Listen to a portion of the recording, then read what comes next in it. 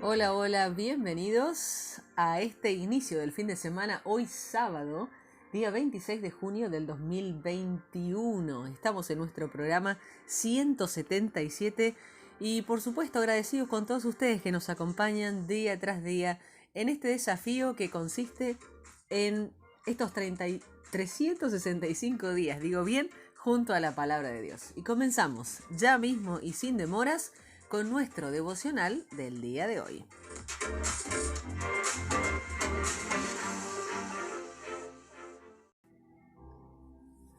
Y nuestro devocional se titula Tres cosas que Dios quiere darte.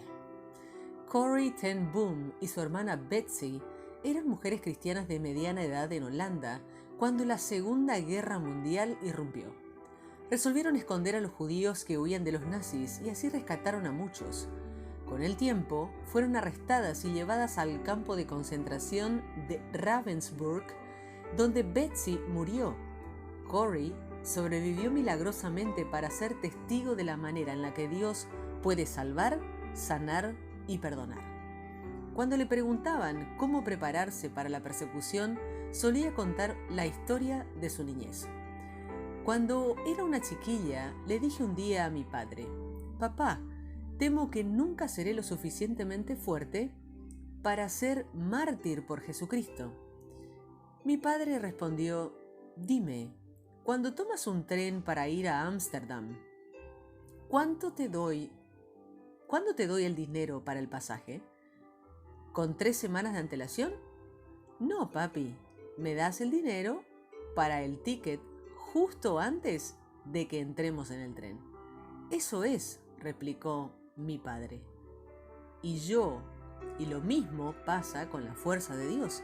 Nuestro Padre Celestial sabe cuándo necesitarás la fuerza para ser mártir por Jesucristo. Te dará todo lo que necesites justo a tiempo. El Salmo 78 nos habla sobre la guía continua. Dios te dará toda la guía que necesites. Al seguir recapitulando la historia de Israel, el salmista se acuerda de cómo de los días en los que los guió Dios con una nube y toda la noche con luz de fuego. En otras palabras, Dios guió continuamente.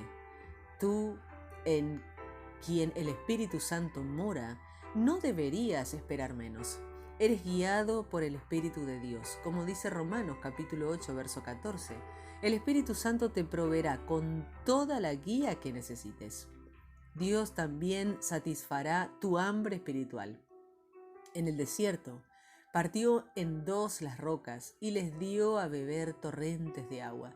Hizo que brotaran los arroyos de la peña y que las aguas fluyeran como ríos. Jesús te promete que por medio del Espíritu Santo, ríos de agua viva manarán de tu interior. Hechos capítulo 17 nos habla de las buenas noticias. En un mundo que necesita desesperadamente buenas noticias, Dios te ha provisto con un mensaje de buenas noticias. La palabra evangelio significa buenas noticias, las buenas noticias de Jesús y de su resurrección. Todo lo que necesitas está en Jesús. Todo se trata de Él. Cada vez que des testimonio o hables sobre tu fe, de cualquier otra manera, pregúntate: ¿son buenas noticias? Cada vez que predicamos, tiene que ser una buena noticia. De lo contrario, no es el Evangelio. Tu mensaje siempre debe ser de buenas noticias porque todo se trata de Jesús, su muerte y resurrección. Dios te proveerá de las palabras apropiadas en cada ocasión. Tus palabras son poderosas y cambian vidas. Las buenas nuevas de Jesús son relevantes para todas las generaciones, culturas, situaciones de manera dinámica. Las necesidades de la gente serán siempre las mismas. El mensaje del Evangelio es siempre el mismo. Explica las buenas noticias. Cuando Pablo fue a la sinagoga de Tesalónica, basándose en las Escrituras, les explicaba y demostraba que era necesario que el Mesías padeciera y resucitara. Les enseñaba: este Jesús que les anuncio es el Mesías. Su cuidadosa explicación del Evangelio dio como resultado que algunas personas se convencieron. El hecho de que tu mensaje venga de Dios no impide que recibas críticas sin fundamento. El éxito de Pablo acarreó celos. Curiosamente percibieron que Pablo ya tenía un impacto global. Estos han trastornado el mundo entero. Han venido también acá, dice el versículo 6. Estudia las buenas noticias. Dios le dio a Pablo y a Silas las palabras justas para los bereanos, los cuales respondieron bien a lo que escucharon, recibieron el mensaje con toda avidez y todos los días examinaban las escrituras para ver si era verdad lo que les anunciaban. Una vez más, el mensaje tuvo su fruto y muchos creyeron. Yo te animaría también a separar tiempo cada día con regularidad para estudiar las escrituras. Una vez más, el éxito de Pablo y Silas conllevó la oposición. Algunos comenzaron a agitar y alborotar a las multitudes. No te sorprendas si le encuentras o te encuentras con agitadores y alborotadores hoy en día. Otro consejo es razona las buenas noticias. Pablo siguió hasta Atenas. Los atenienses se pasaban el tiempo sin hacer otra cosa más que escuchar y comentar las últimas novedades. Les interesaba más lo que era nuevo que lo que era verdad. Una vez más, Dios proveyó a Pablo con un mensaje adecuado para los atenienses. Discutía en la sinagoga con los judíos y con los griegos que adoraban a Dios. A diario hablaba en las plazas con los que se encontraban por allí. Aquellas eran dos audiencias completamente diferentes. Hablar a la primera de las audiencias habría sido como predicar en la iglesia. Hablar en la plaza de mercado habría sido como hablar en el trabajo. Pero en esencia, el mensaje de Pablo parece que fue exactamente el mismo. Les anunciaba las buenas nuevas de Jesús y la resurrección. En Primera de Reyes, capítulo 16 y 18, leemos sobre las necesidades materiales. Jesús nos enseñó a orar: danos hoy nuestro pan cotidiano. Busca a Dios para que provea tus necesidades diarias. No te dará necesariamente todo lo que quieras, pero ora para que te provea todo lo que necesites. En una sociedad que continuaba pecando y dividiéndose en fracciones, Dios suscitó un profeta que habló con autoridad y poder. El Nuevo Testamento nos cuenta que Elías era un hombre con debilidades como las nuestras, como lo escribe Santiago en el capítulo 5, verso 17. Aún así, con fervor oró que no lloviera y no llovió sobre la tierra durante 3 años y medio. Volvió a orar y el cielo dio su lluvia y la tierra produjo sus frutos. La oración de Elías trajo problemas al mismo Elías, pero Dios proveyó todas sus necesidades materiales. Inicialmente por la mañana y por la tarde los cuervos le llevaban pan y carne y bebía agua del arroyo. Dios puede ser muy creativo a la hora de proveerte. Tu papel consiste en obedecerlo y confiar en que proveerá todas tus necesidades. Cuando el arroyo se secó, el Señor le dijo: ve ahora a Sarepta de Sidón y permanece allí. A una viuda de ese lugar le he ordenado darte de comer. Cuando una puerta se cierra, es decir, el arroyo se secó, suele ser porque Dios está a punto de abrir otra puerta en tu vida. Estaba cambiando de lugar a Elías para que éste pudiera ser la respuesta a la oración de otra persona necesitada de provisión. La viuda fue puesta a prueba cuando Elías le pidió comida y le responde que ella y su hijo estaban a punto de comer su última comida y después morir. Elías le promete que si es generosa con lo que tiene, Dios proveerá todas sus necesidades. Le augura algo más. Le dice: no se agotará la harina de la tinaja, ni se acabará el aceite del jarro, hasta el día en que el Señor haga llover sobre la tierra. La viuda hizo exactamente lo que Elías pidió y sucedió exactamente como él predijo. Aquella mujer demostró una gran fe, estaba preparada para dar todo lo que tenía, arriesgarlo todo, y Dios suplió todas sus necesidades. Tuvieron suficiente, pero nunca de más. Siguieron siendo totalmente dependientes de Dios para proveer sus necesidades diarias.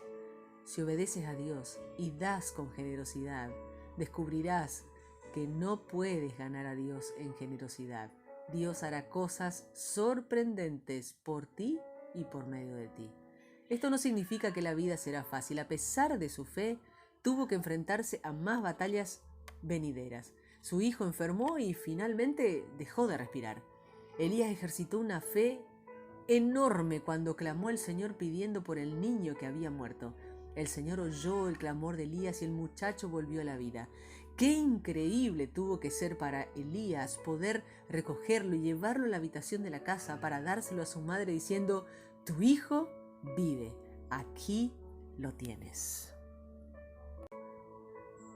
Iniciamos nuestra lectura del día de hoy en el Salmo 78, versos 9 al 16. Los de la tribu de Efraín, con sus expertos arqueros, salieron huyendo el día de la batalla.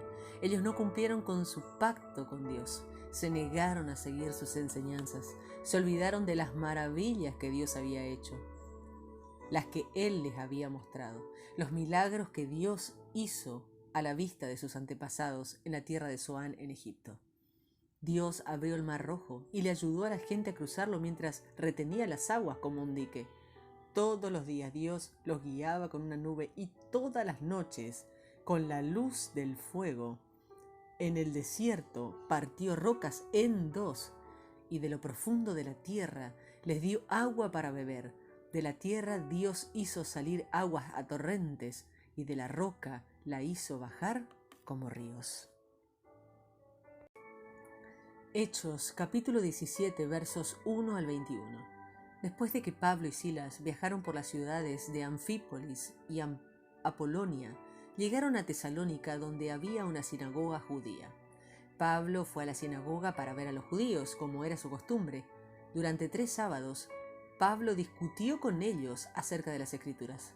Les explicó que las Escrituras demostraban que el Mesías tenía que morir y después resucitar. Les decía: el Mesías es este Jesús del que les hablo.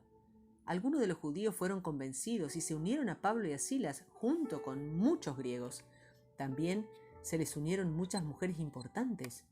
Pero los judíos que no creían sintieron envidia y contrataron en la calle a unos delincuentes que formaron un grupo y provocaron un alboroto en la ciudad.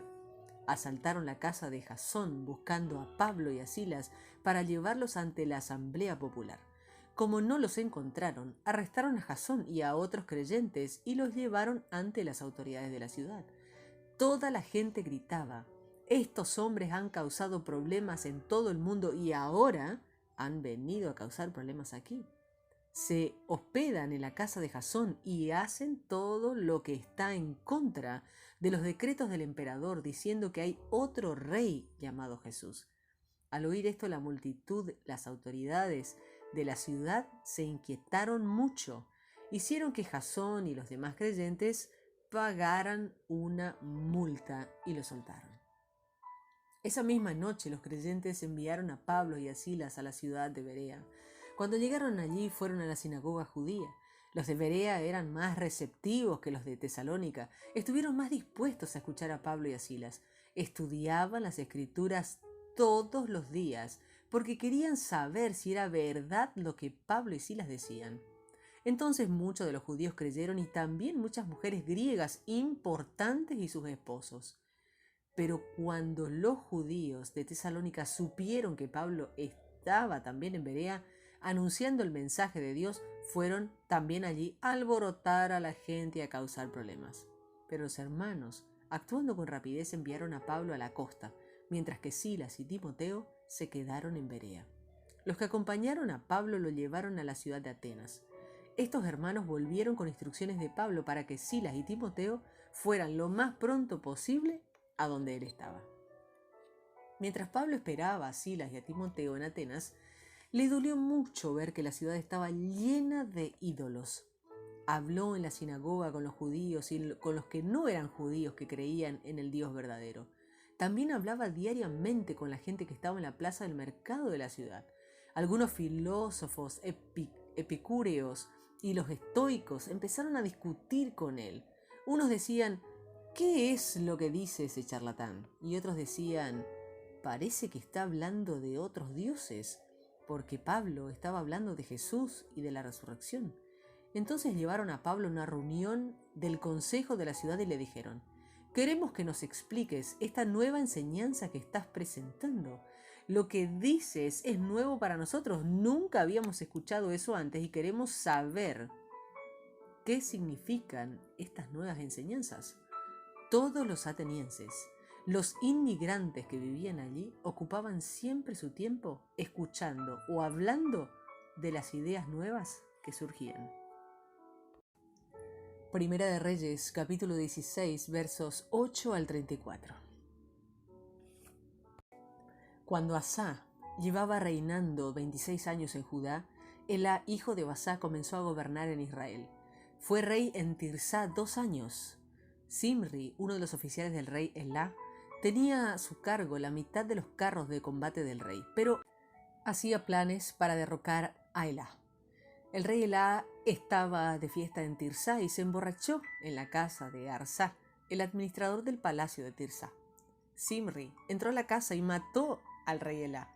Esto sucedió en el año 27 del reinado de Asá en Judá.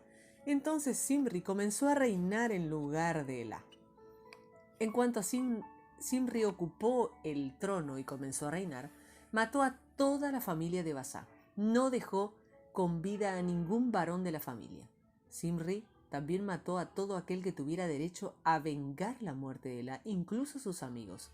Así Zimri destruyó a toda la familia de Baasá, tal como decía el mensaje que el Señor mandó en contra de Baasá por medio del profeta Jehú. Esto sucedió debido a todos los pecados de Baasá y de su hijo Elá, que hicieron pecar a Israel e hicieron enojar al Señor Dios porque adoraban ídolos. El resto de los hechos de Elá están escritos en las crónicas de los reyes de Israel. Zimri comenzó a gobernar en Israel en el año 27 del reinado de Asá en Judá. Zimri gobernó en Tirsá solo 7 días. El ejército israelita estaba en Givetón, que estaba bajo el control de los filisteos. En el campamento los soldados se enteraron que Zimri había derrocado y matado al rey, así que los soldados en el campamento proclamaron un nuevo rey, a Omri, el comandante del ejército. Omri salió de Givetón y fue a Tirsá con todo el ejército de Israel. Rodearon la ciudad y la atacaron. Cuando Zimri vio que había capturado la ciudad, entró al recinto del palacio, pero los soldados quemaron el palacio con todo lo que estaban adentro, y él murió. La muerte de Zimri se debió a que pecó y obró mal delante del Señor y siguió con el mismo pecado que cometió Jeroboam y con el cual hizo pecar a los israelitas. La historia acerca de los planes que hizo Zimri para el derrocamiento y el resto de los hechos está escrito en las crónicas de los reyes de Israel. Los israelitas se dividieron en 2 partidos. Unos apoyaban a Tibni, hijo de Ginat, y lo querían hacer rey, y otros seguían a Omri.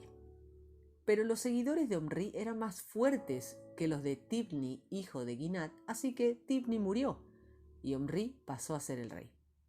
En el año 31 del reinado de Asá en Judá, Omri comenzó a reinar en Israel.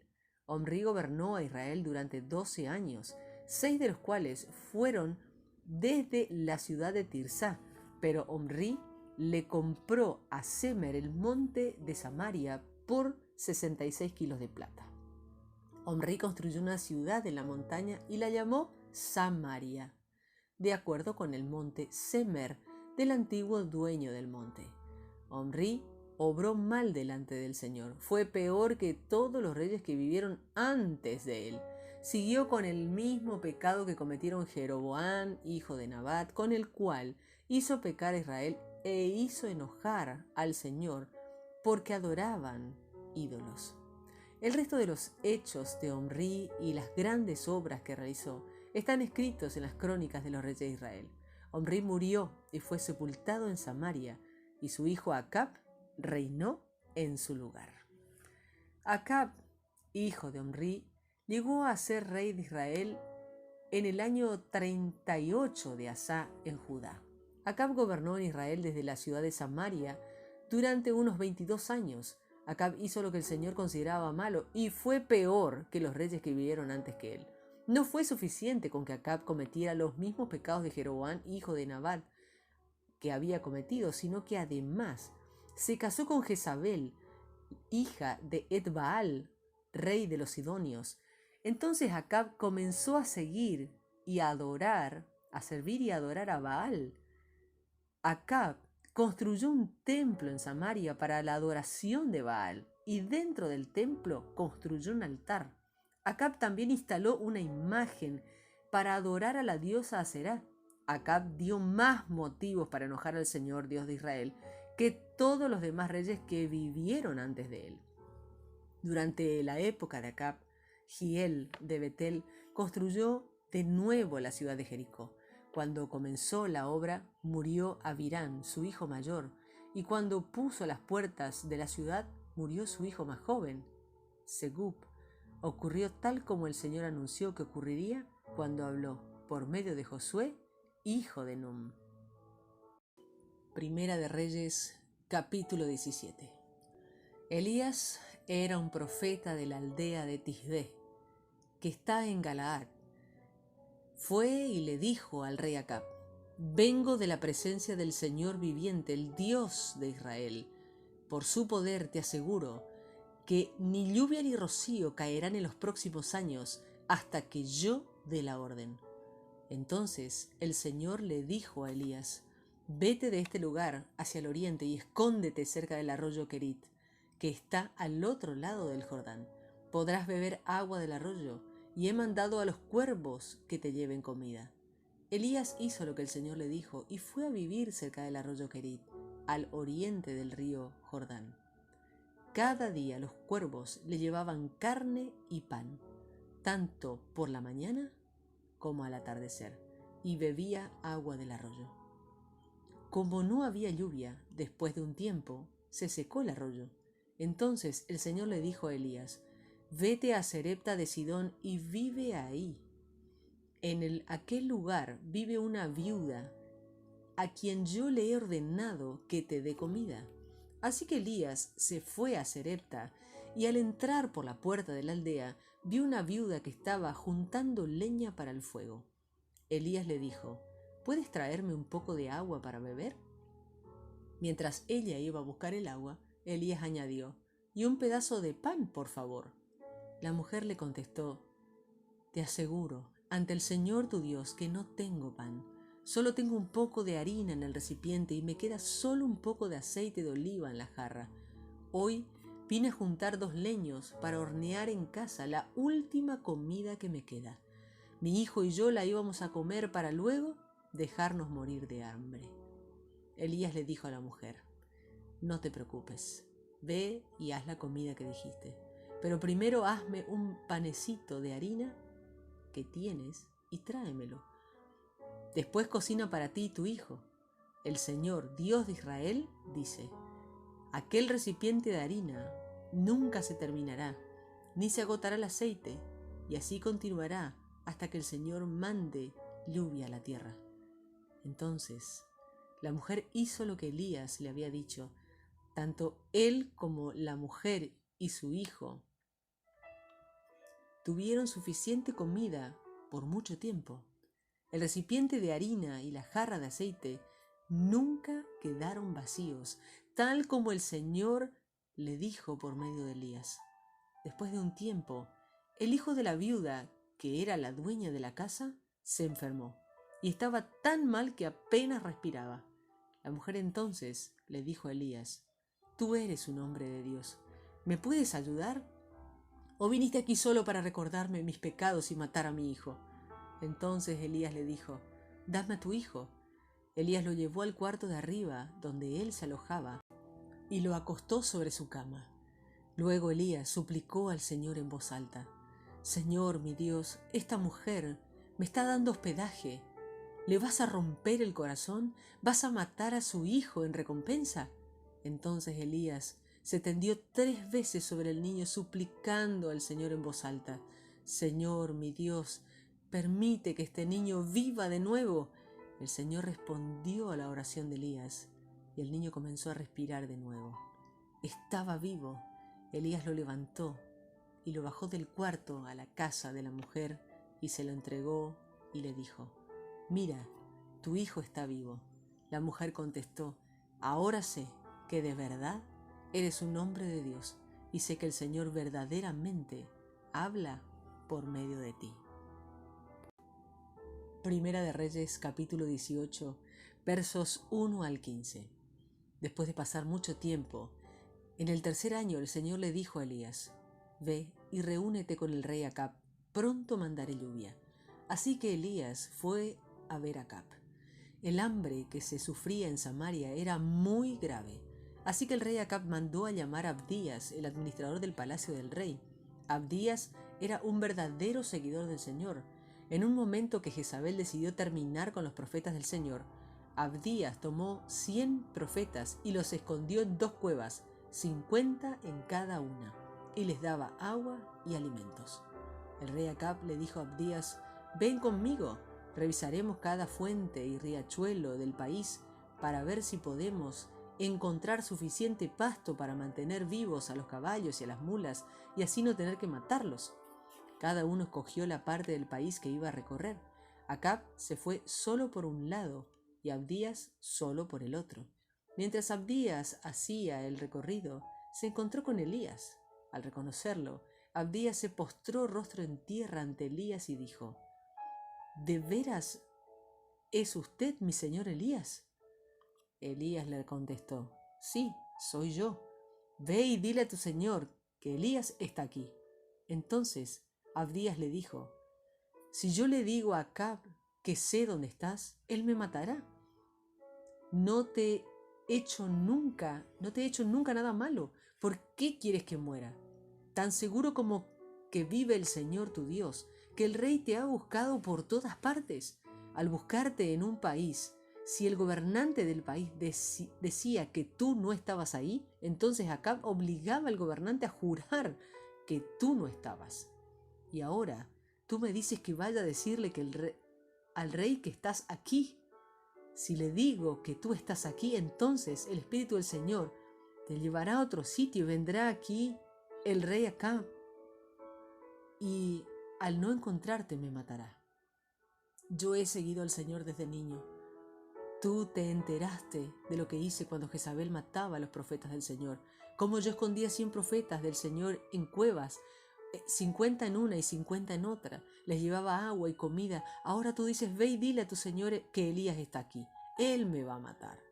Elías le contestó: tan seguro como que el Señor Todopoderoso, en cuya presencia he estado, te digo que hoy veré al rey. Y así terminamos nuestro tiempo de lectura de la palabra de Dios y ahora dedicamos un momento a la oración. Señor, necesito muchísimo de tu Espíritu Santo y tu guía. Te pido que hoy me llenes con tu Espíritu Santo y que los ríos de agua viva fluyan dentro de mí. Señor, te pido que me des las palabras que necesito para las conversaciones que me esperan hoy.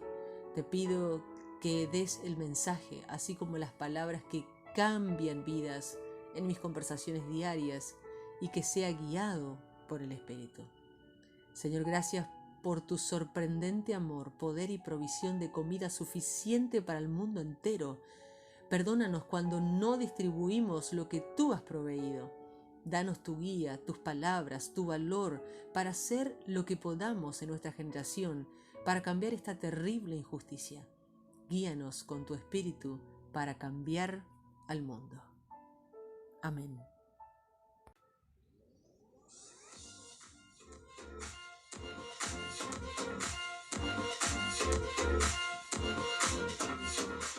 Y así llegamos al final de nuestro programa del día de hoy, sábado 26 de junio del 2021, programa número 177, y estamos ya casi finalizando este 6º mes del año.